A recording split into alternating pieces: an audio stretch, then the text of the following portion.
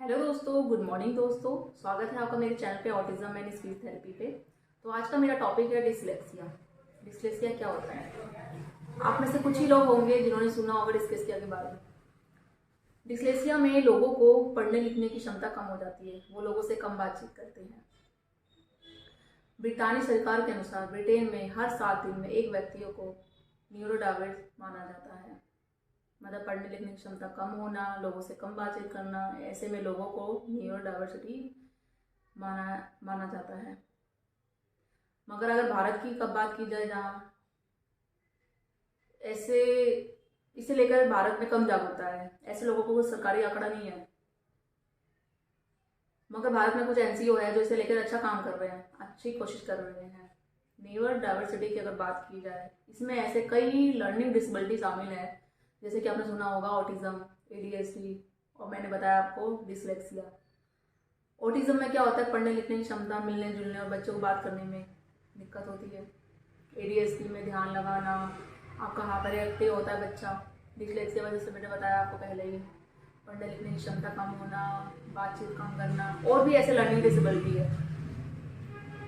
तो मेरा main motive ये है वीडियो बनाने का कि एज ए पेरेंट्स आप, कि अगर आपके बच्चे को ऑटिज्म है, स्पीच डिले है, जो भी है, तो एक जो पर्टिकुलर जो हम जान रहे हैं, हमारा थेरेपिस्ट कह रहा है, हमारा डॉक्टर कह रहा है कि भाई ये दिक्कत है, बच्चे में ऑटिज्म है।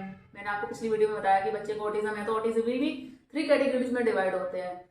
लाइक आपको माइल्ड ऑटिज्म, मॉडरेट और सीरियस ऑटिज्म। तो कुछ लोगों को ये भी पता होगा वर्चुअल ऑटिज्म भी होता है ये। तो ये चीज़ें हैं। इसके अलावा भी बहुत सारी चीज़ें होती है कि जो आप और मैं बिल्कुल अवेयर नहीं है। तो इस वीडियो के थ्रू मैं ये जानना चाहती हूँ कि आप जैसे लोग अवेयर हो इस चीज़ों को लेके, और क्या क्या ऐसी चीज़ें लर्निंग डिसेबिलिटी है जो कि आपके बच्चों में हो सकती है और आप कैसे पता लगा सकते हैं।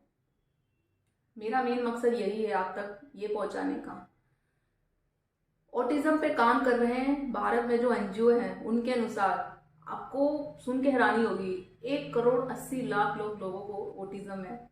और ये सिर्फ सरकारी आंकड़ा है, सरकारी आंकड़ा के अब कहा जाए। और ये जो मैंने 1,80,00,000 बताया, ये सिर्फ ऑटिज्म के ही है, ओनली ऑटिज्म।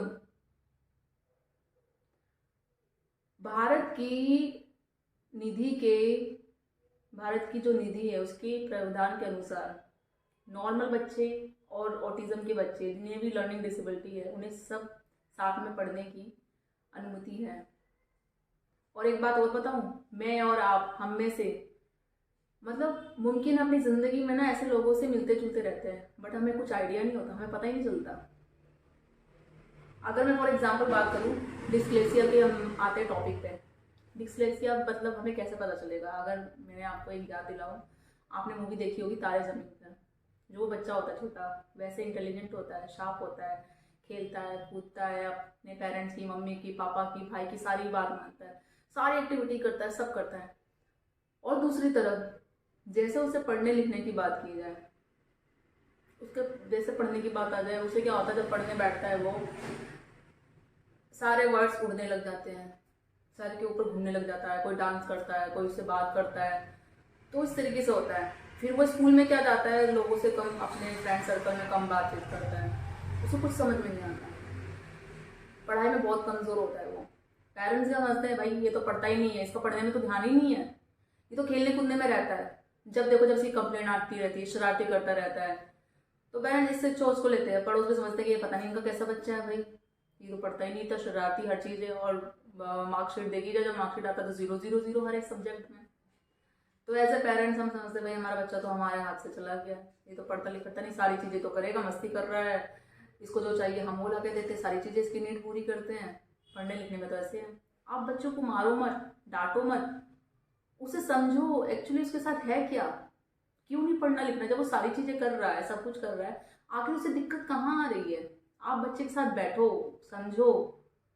ये नहीं कि उसी मूवी की तरह आप अपने बच्चे को भाई चलो बोर्डिंग में छोड़ देते हैं, ये तो हमारे हाथ से निकल गया, हम कुछ कर ही नहीं सकते। एटलीस्ट आप एज ए पेरेंट उसके साथ, बच्चे के साथ बैठो तो सही, उसको ये समझने की कोशिश करो उसे दिक्कत कहाँ आ रही है, क्या है वो। स्कूल, अगर वो घर में पड़ोस में सब बच्चों के साथ खेलता है, क्या स्कूल में भी वो बच्चों के साथ खेलता है, सबसे बात करता है? पढ़ने लिखने में दिक्कत है उसे, तो कहाँ दिक्कत आ रही है, क्यों नहीं, से पूछो बेटा क्या दिक्कत हो रही है, आप हमें समझ में नहीं आता है। जब आप एज ए मदर फादर छोड़ के एज ए फ्रेंड उनके साथ बैठो, काम करो कि क्या दिक्कत है, जब भी तो एज ए फ्रेंड आप उनके साथ बात करोगे ना, वो अपनी प्रॉब्लम बताएंगे कि हाँ मम्मी पापा एक्चुअली हमारे साथ ऐसा होता है, हम पढ़ नहीं पाते, समझ नहीं पाते हैं, कोशिश करते हैं, ये दिक्कत होती है। जब आपको समझ आएगा, जब आप ऑब्जर्व करोगे कि बच्चे के साथ एग्जैक्टली आपको दिक्कत क्या हो रही है, तो इसे हम डिस्लेक्सिया कहते हैं। 2011 के लाइक हमारे रिपोर्ट के अनुसार सामने आई थी, ऐसे और भी 8 ऐसी लर्निंग डिसेबिलिटी है जो सामने आई थी।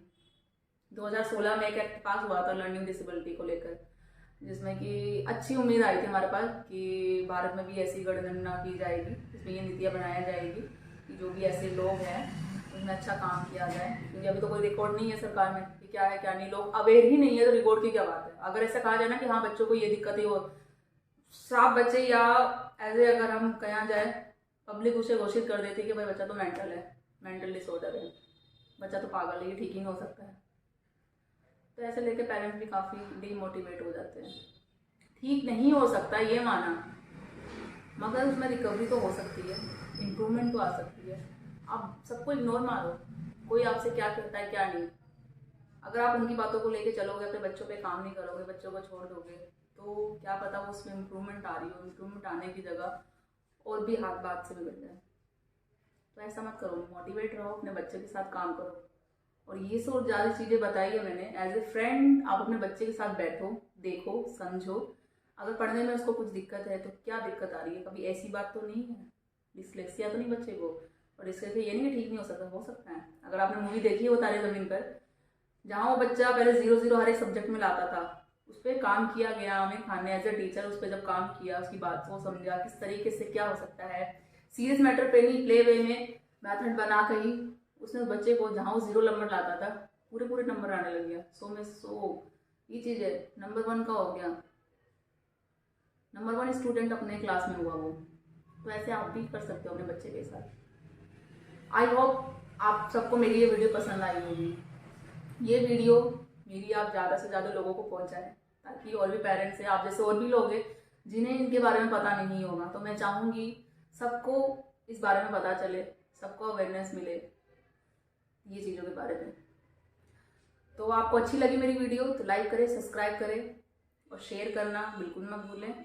और हाँ, अगर आपके कुछ सवाल है, कुछ जवाब है तो कमेंट में लिखिए, ज़रूर मैं आपके सवालों का जवाब दूँगी। तो जल्दी मिलती हूँ मैं आपको अपनी नेक्स्ट वीडियो में।